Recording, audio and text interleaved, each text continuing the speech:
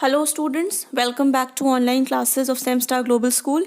I'm Fizza Akhtar and I'm back with this chapter Pushkar. This is part 3 and in this part we are going to continue with it.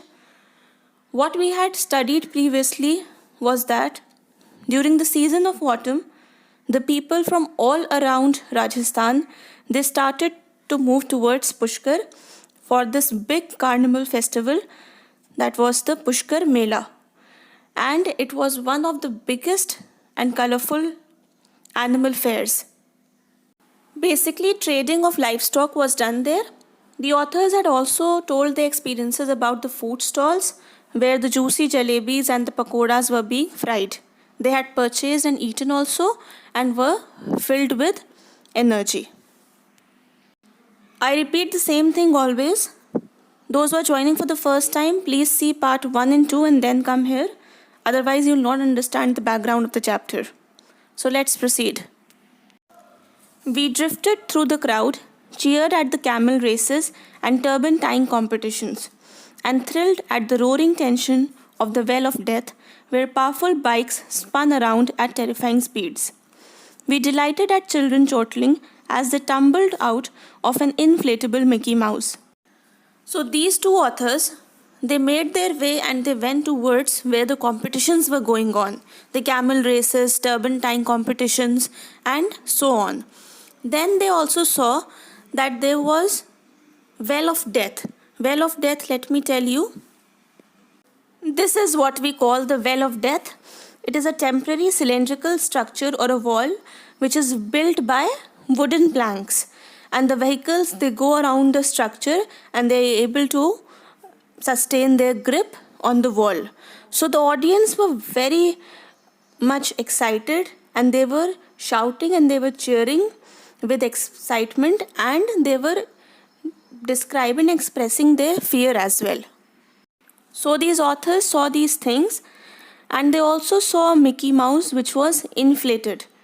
Means it has to be filled with air in order to be used.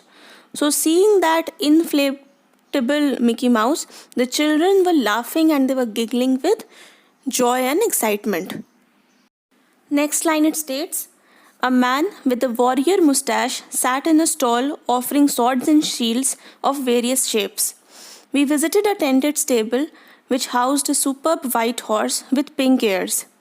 A young Haryanavi farmer said that the beautiful animal was of the Nakhra breed and that it had originally been sold for 13 lakhs but was now priced at 51 lakhs. So these authors, they saw that in another stall there was a man who was looking like a soldier and a warrior. He was having a mustache like that. So he was sitting in a stall and he was selling the swords and shields. Then they visited another tented stable where different kinds of horses were there and one horse was very beautiful which was white in color and had pink ears. So a young Haryanavi farmer was sitting there and he told that the animal was of the Nakhra breed. Nakhra means that is something that have an attitude or an elegance. So this horse was basically originally sold for 13 lakhs. Can you imagine? A horse was sold for 13 lakhs, but now in this Pushkar Mela, it had been repriced and it was now to be sold at 51 lakhs. Moving ahead, we strolled past women shopping for bangles while their lone male companion stood behind, frowning unhappily. Camels slurped water from a trough, dipping into their own reflections. It was only when we noticed the lengthening shadows that we realized that we had been here the whole day. The next stall they noticed was the handicrafts and the jewelries that were being sold, and the women were standing there and they were shopping very happily.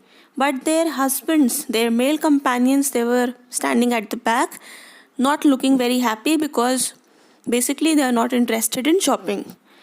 Then again they noticed that the camels were slurping water from a trough. Trough is a container in which water is contained. So these camels were drinking water and they were and they could see their own reflections in water. It was that time when these two authors realized, because of the shadows, that they had been there for the whole day and now it's been evening. Moving ahead, the great tented camp on the plain and its twinkling cooking fires were touched by the orange disk of the setting sun. When we wove our way through them, many village folk looked up, smiled, and offered to share their meal with us. So, as it was evening time, the sun has turned into a dark orange color, bright orange color, and it was looking like an orange disk. These authors moved from camp to camp in order to find a place to rest, and they saw that near every camp the cooking was going on because it was evening time. Now the villagers are cooking their food and they are planning to eat their meal and go off to sleep. So, being the people with good heart, these villagers, they treat their guests very respectfully. That is why when these authors, they moved, every village person, they looked up and gave a big smile to them, and they offered their food also, and they shared their food with them. Next paragraph. Most desert people are very hospitable.